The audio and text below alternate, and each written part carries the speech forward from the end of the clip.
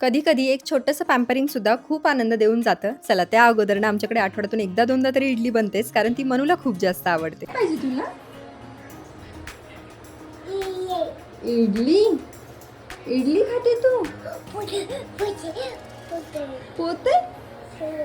आता मनूची इडलीसाठीची एक्साइटमेंट तर तुम्ही बघितलीच. त्याच्यानंतर आम्ही मस्त नाश्ता करून घेतला आणि आज रोबोटला कामाला लावले, कारण मावशी झाडून पुसायला येणार नाहीयेत.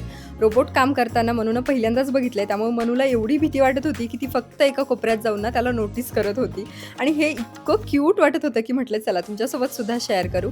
हे सकाळी सकाळी मनूचा थोडा अभ्यास घेत होते. म्हटलं चला आपण सुद्धा थोडंसं पॅम्पर होऊयात.